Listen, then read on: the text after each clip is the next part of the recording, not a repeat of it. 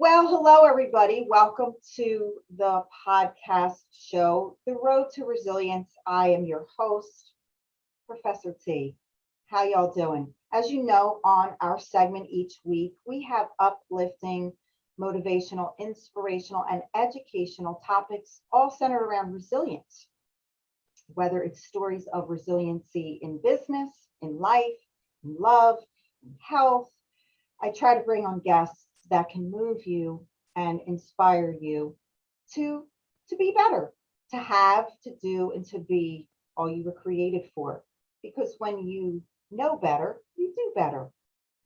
So hopefully today you'll be inspired. So with me, I have a fabulous guest, Dr. Andrea. How are you? It's such a pleasure to meet you. And Professor T, I'm excited. tell us a little bit about yourself. Just tell us a little bit about yourself and your company, first of all. Thanks.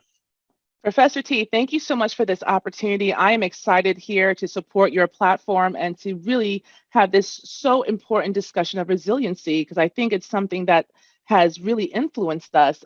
More importantly, has, mental health, these kind of things have come to the forefront since the inception of COVID. So my name is Dr. Andrea Diese, and I am president of American Management and Leadership by Design. And we are a management consulting company that specializes in helping women advance from the 5 and 6 figure career and business venture by giving them the tools to control their future, overcome imposter syndrome, help manage their intellectual assets, and to dominate in their respective profession. So we do leadership coaching, executive coaching, business strategy, those kind of services, because a lot of people, they don't know what they don't know. And more than ever, we know about the Great Resignation and all these things happening. And really, I started this company selfishly. As I go on my soapbox, I started this company from my really for my 2-year-old daughter, and for all women out there, because women should never feel that they don't deserve it, they don't have a seat at the table, that they're not worthy, that no one cares, that. And so I'm here to tell, so I work with men, but I say I specialize in women because that's the population that needs the most help, in my opinion. That's the population that we still don't have equal pay. We still don't have this seat at the table. The representation isn't there. So we have a long way to go. And I want to change the culture for the future generations. I want to change the culture now. I want to educate people, because sometimes, as you said, we can't do better unless we know better. So let's know better together. And I love because we met on Clubhouse and Yes, ma'am. it took time for us to connect, and we did. And I just instantly fell in love with you, your energy, your passion. But you know what? Here, I saw you're also known as the dream maker. What's that mean? Oh man, that is my favorite thing. Ooh, I just got goosebumps because I love making dreams come true for other people. That's my dream, is to make your dream come true. Because I remember when I was coming through the ranks, I just wish that someone cared. I wish someone was willing. I asked so many people for advice, and I never stopped because they weren't going to stop me.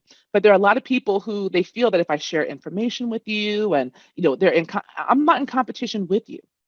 I'm in competition with myself. There's enough money out there, there's enough positions out there, there's enough everything.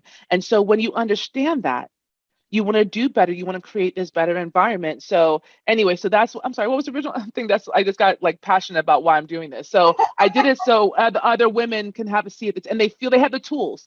And you know what? A lot of people they don't have someone to talk to, or they don't know who to talk to, and they're scared. And to take that step to actually have a conversation is takes a lot. And to have that person shut you down might keep you from other opportunities because you took that step and trusted that individual. And so I created this safe space for people to say, listen, I've deciphered the matrix code on the wall. And I want to tell you about it. So this is about making think. I mean, this is about making dreams come true. And so I help women. That's why I said I help women move from the 5 to 6 and 7 figure career and business venture, because they don't understand the science behind business. But what people will do is just tell you just enough information Right. to And make you come back for more, who to doesn't charge you want? more, to do Yeah. the Well, that's a whole nother segment. So, oh yes. my gosh, like you're opening up so many topics that I can go to, and you're amazing. And I'm so glad we met. I believe that we all meet for a reason and a season. And I do believe in the laws of the universe. Hmm. Attract. I believe that we do attract those that are like us in a good Yeah. way. We're not. Yeah. Yeah, So but you know what? I believe the energies we put out are what we receive. And I just want to make one more point. My favorite part is to say, do you see that person over there? Yeah, you see how she's crushing it and killing it, and you see how well she's doing? Yeah, she was my client. That's what I love telling people. That's why I'm known as a dream maker, because I'm not saying, well, it's about me. It's 100% about you. It really is. It's 100% about you. absolutely. And so, here on the Road to Resilience podcast, I'm passionate about it. And I like to tell this story because I didn't even realize I was a podcaster. So back when COVID hit, let me back up. First of all, when I first went into my private practice and my coaching and counseling and consulting, which was almost 2 decades ago, I've been through a lot. And I was at a place in my life, I was watching people be more successful than me, doing the same thing I was doing. And I had a fear of public speaking, and I used to turn down opportunities to speak. And when I would speak, I had my podium, I had my papers, and I would read. And I was too intellectual. And I learned this from you, my friend. I was an egghead. I still am an egghead. You're one egghead to another. It was like dumb down your stuff, like in the most respectful way. But that's but I didn't have somebody, I didn't have a Dr. Andrea, I didn't have a Professor T back then. I was in it myself, and I started realizing that there are people doing the same thing I'm doing and they're successful. And I was banging my head against that ceiling. So I went on my own journey to find myself. And so I developed personal and professional development on my own. Yes, you have to hire people and you have to go places and do things, because one of my favorite sayings from Les Brown, in order to become someone you've never been, you have to learn to do things you've never done. So personal and professional development is key. You will not get ahead, folks. Anyone listening here, you will not get ahead. So anyway, during COVID, I found that a lot of my friends were not doing business, and a lot of my colleagues. And I had to learn the world of virtual communication. I had to learn Zoom, StreamYard. I had to learn how to hit buttons. And I found that I didn't want my friends and colleagues to go out of business because they weren't doing business. So I started a live Facebook. It was called May I Introduce You? And I began introducing people just like I'm doing now. So lo and behold, here we are today. Apparently, I've been a podcaster since COVID started. So I love it. with that said, COVID has encouraged us all to become something we may have never been. And Right. I see that a lot of people are not going back to work. They're not going either by choice or by necessity or by not choice. We're finding we can do whatever we want. The I great resignation, that's a whole other topic. Yeah, that's people. And then, okay, I really don't want to get off topic, but people do realize they can do more with less, because at the same time they were forced to, and I read an article, and it referred to the forced entrepreneur. And the reason why I'm saying this is that what they said, that people who are forced into entrepreneurship are more successful than people who have the 9 to 5 job and they're trying to go into to dabble into entrepreneurship. Primarily because the people who are forced, they don't have a plan B. I mean, they technically might have other ideas and stuff, but they have to make this work. People who and have that 9 to 5 and have that safety net, they don't have the same drive and ambition, and and they don't so take the same risks.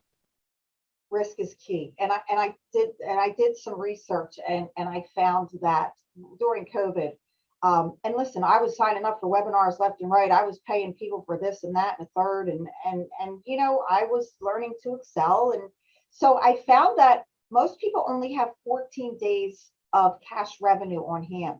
So during COVID, if you were not able to keep yourself floating, you weren't going to make it. And I also found that new businesses within 5 years go out of business. Yeah, that's traditional. That is historical. And I've also found that 75% of coaches are not going to have a coaching practice within the next 5 years. Right. So I'm very passionate about helping people up level. and finding their place. And what I do, because I learned how to do it, I had help, but I've learned how to position myself. And we're going to get to your book, but I've learned how to position myself and others as an entrepreneur. I'm a serial entrepreneur. I have businesses. And during COVID, I had multiple streams of income. I'm a big believer in finding multiple streams of income. Have something in your back pocket, have an elevator speech, position yourself, and become an expert in your field. This way you can dominate, like Dr. Andrea said. So, Dr. Andrea, tell us about your book. I cannot wait to read it. Oh, thank you so much. My book, I wrote this book. Well, the idea of this book came from the start of the pandemic, because my husband, now this is at the very beginning. And when we didn't know, this is when it was very new to us. We didn't know if it could show up on packages. I mean, we didn't know what was happening, right? This is when we were like in complete lockdown. We were just like, this was unheard of. And my husband, I want to say this very carefully. At the time, I was really glad my husband came home from work. He came into the house. And I remember I had a meeting and he had a meeting. And so I said, well, we have two little kids, and no daycare, no, everything's shut down. And I said, I have a meeting. Well, he says, I have a meeting. And I said, well, I have a meeting too. And I said, what makes your meeting more important than my meeting?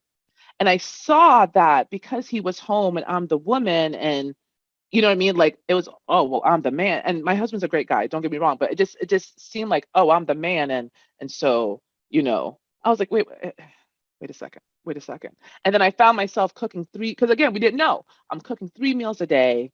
I'm doing, no more cleaning services. And I'm not trying to sound like a prima donna, but the point is we lost our support, whatever support systems we had in place were stopped because of the pandemic. And so I remember feeling that I was overwhelmed. I said, and I already had my own company at that point.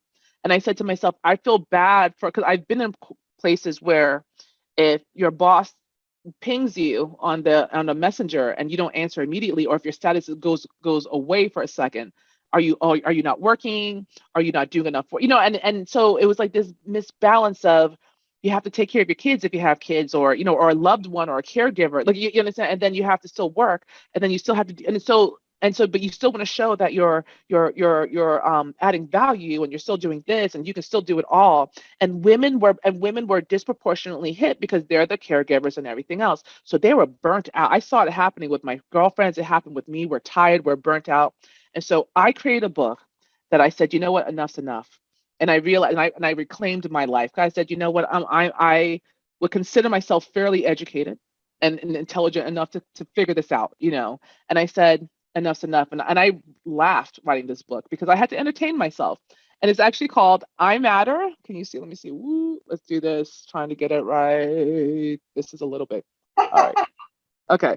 It's called I Matter. And I had it perfectly a little bit earlier. Okay. Yeah. I Matter, and so do you. 10 strategies to help women reclaim their personal and professional life during a pandemic and the next global crisis. That didn't come out so great over but and I thank you. And the first chapter is no regrets. It starts with you, because women, we will beat ourselves up. We will do 10 things right, and the number 11 that we don't do right, that's what keeps us up at night. We don't say, hey, you know what? You moved the needle today. You made a difference. Take the win and say, good job. No, we say, you know what? That number 11 didn't work out. What did I do wrong? And so what we do is that we never give ourselves grace. And then we always worry about what we didn't do and what something else is going to happen. And then as a result, it's like self-sabotaging, and you're never good enough. You're never going to be happy, and you'll never be satisfied. And so I was like, don't have any regrets. And one of my favorite parts in the book comes from the 1992-93 Lion King movie, where Simba, when he was a young man, because he had run away, if you know anything about the Lion King, he had run away because his father had died, and and he was a young man now, and Rafiki, who's a village shaman, finds him, and he has his stick in his hand with the coconuts, and he's saying, come back to Pride Rock, we need your guidance, we need your help, come back. And Simba's saying, no one's going to understand, the past is too much, and blah blah blah. And Rafiki takes his stick and he hits him in the head. And and Simba says to Rafiki, what did you do that for? And Rafiki says, what does it matter? It's in the past. And that's what I want to tell women. Okay, it happened. You can't go back. You can't change time. What are you going to do going forward? Stop living in the past. Stop living with regret. And you teach people how to treat you. And so from this, I said, listen, ladies, and I said, if you're still reading this 100 years from now, and there's still a pandemic or some sort of global crisis going on, yikes. But have no fear, because these strategies will help you regardless of whatever's happening, because they are, tried and true. And it's about putting yourself first. It's not about, we worry about, we've actually become used to not taking care of ourselves. And something as simple as I can't even imagine. Like, I mean, one of my friends on Instagram, she was doing about self-care, and she said shaving your legs is not a vacation. You know what I mean? Like, shaving your legs should just be natural. It shouldn't be like, oh, you shaved your legs, good for you today. Like, it shouldn't be. So yeah, so we just have to make sure that we take care of ourselves, and that we don't being burnt. When they say on an airplane, put your oxygen mask on first before you put it on anyone else. That's the truth, because ladies, I want to say, and I want to say gentlemen too, if you're not happy and you're the primary caregiver, it's going to bleed over into other areas of your life. And so you can't be good to anyone until you're good to yourself first. And you just need someone to remind you that it's okay to self-care is not selfish, which leads into resiliency, mental, emotional, physical. It's all of it. If you're stressed out mentally, it's going to affect you physically and emotionally. There's something to the trifecta. So I hope that answers that. Great answer. No, I highly recommend that people purchase this book. I know you Thank have you. another book you're writing. And what I wanted to just talk about as we move into the final part of our interview here today, because resilience is key. And my definition of resilience is being able to go through challenges and overcome challenges with a mental toughness. And now more than ever, people are needing to tap into that resilience, which is what my whole message is about resilience and turning your mess into your message. And that's what I've been doing. And most people know my story. I was a widow. Suddenly, I was a single mother. I had no resources, limited skills. I had no job. I had a fear of public speaking. I was suffering terribly from anxiety, depression. I was even thinking of contemplating taking my life. I figured, the world would be better off without me. I'm never going to be successful. My child would be better off without me. And I just remember being in the closet, curled up in a ball, thinking, this is the day. I'll do it today. My son had left for school. And a voice as clear as if we're sitting here said, no, there is a reason you are here. There is a call on your life, and you will fulfill that calling. And here we are 20 something many years later. And that's why I'm so passionate about helping people to get to the next level. So that's resilience. Not everybody has it. Why do some people become successful and other people don't? Why do people get through horrendous situations and other people don't? I've always been on that quest, and that's a whole nother topic of a show. So what I want to do, Dr. Andrea, is ask you, you help people get 5, 6, 7 figure income. Careers and business ventures. Tell me how does resilience play into that mindset? Oh my gosh, super, super, super important, because I think the first thing is that the first challenge that men and women face is the fear of failure. They fear failure, and then they fear criticism. But what I try to explain to them is that everyone who has been successful has failed at one point in time in his or her life. And so is it more difficult not to try, or is it more difficult to stay where you are? And what is more difficult for you? And then this is why I say, so if you fail, or if someone tells you no, that's all I'll say. I'll say, if someone says, Dr. Andrea, I'm not, and this is why I do my 15-minute sessions free, because I just want them to be able to talk to somebody and not feel that everything is, quid pro quo. Sometimes I just want to do a solid in my good deed and hopefully earn a spot in heaven. That's why, why I do this. And I say, listen, ask questions. If you're not doing direct sale, like if you have a product, if you're not doing direct sales, Why aren't you? How do people know? And don't, and just little things like that, they don't have the confidence, and I say, listen, if you're if you want people to take you seriously, you have to act, you have to behave as such. If you want to be a boss and be an entrepreneur, understand that you need to be a leader. Don't say that, oh, I'm just Andrea, and who's going to buy my stuff, as opposed to, my name is Dr. Andrea, and you're so lucky to be talking to me because I'm going to change your life, and I'm going to tell you how exactly I'm going to do it. Come on board or not. And I say, and you know what? I say I only work with serious people because it's an investment. This is, this is an investment, and this is about getting your stuff up and running and you being successful. And so you have to put the work in, and I'm going to put the work in with you. And so, but this is why when I say, like, not being educated is not an excuse.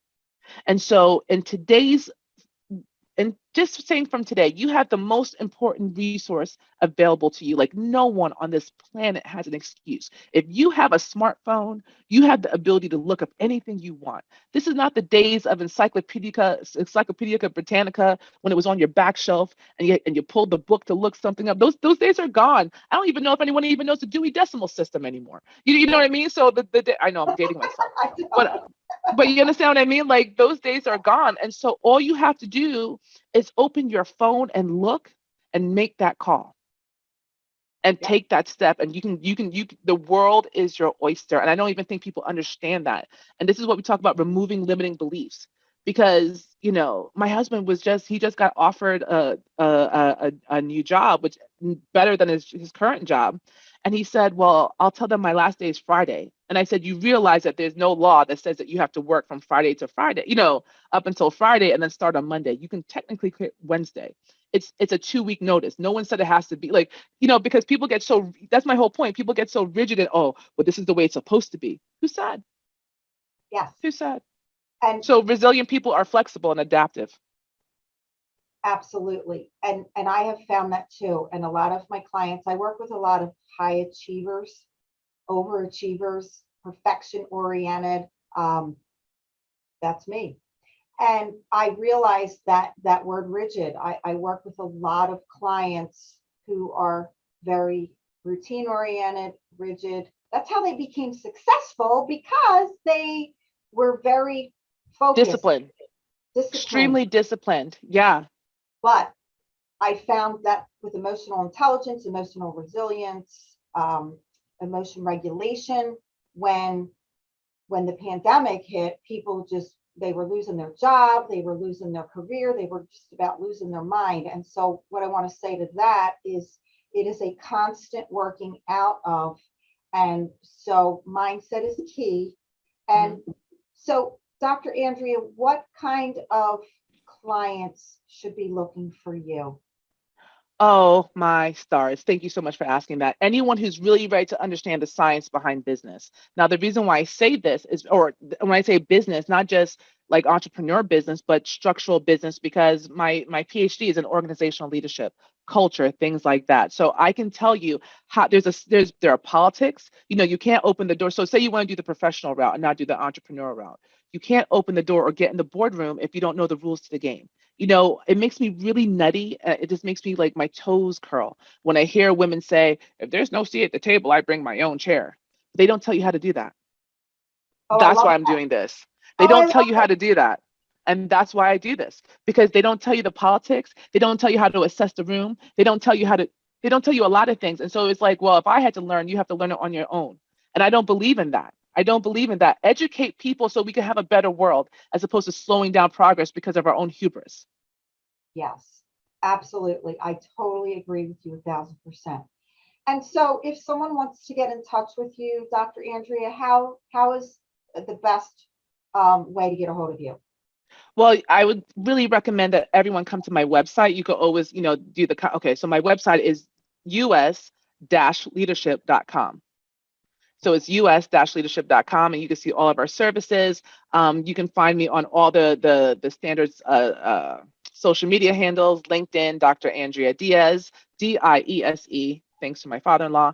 So Dr. Andrea Diese, LinkedIn, Facebook, Instagram, Twitter, YouTube, Clubhouse. Actually, I would say come find me on Clubhouse. I am so much fun on Clubhouse. That's a lot of fun to find me too, at Dr. Andrea. on Clubhouse. But yeah, come and find me. And listen, I am friendly, but I'm gonna tell you the truth. I won't let you go out looking bad at the club. I'm gonna tell you the truth. So if you're really ready to level up, let's have a serious conversation, and then we can hug it out after you're successful. We'll hug it out after you're successful.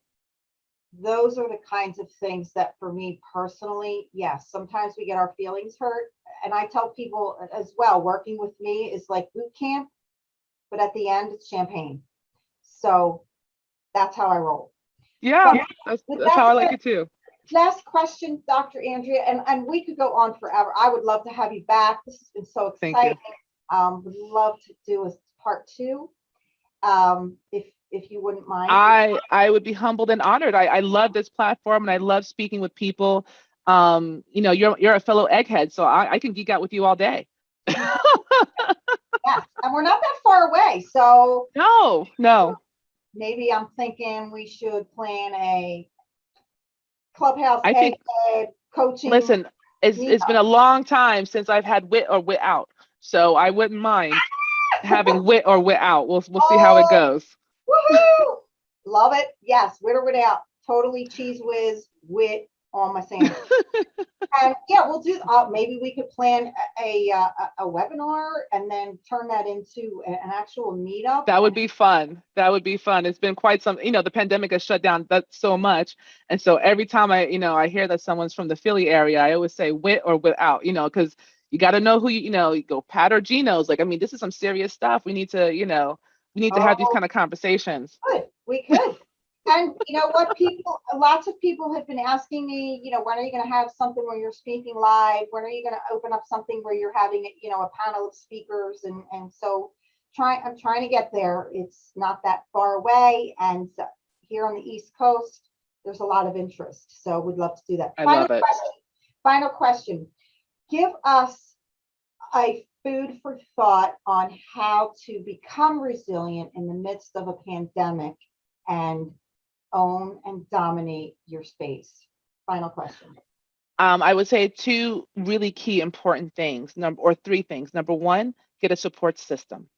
Okay, get people who are going to help you. Don't tell your friends and family. I don't mean support system like that. Get a professional support system. People who have been there, people who are willing to give you the information to tell you what you need. Because your friends and family know the old you. They don't know the new you.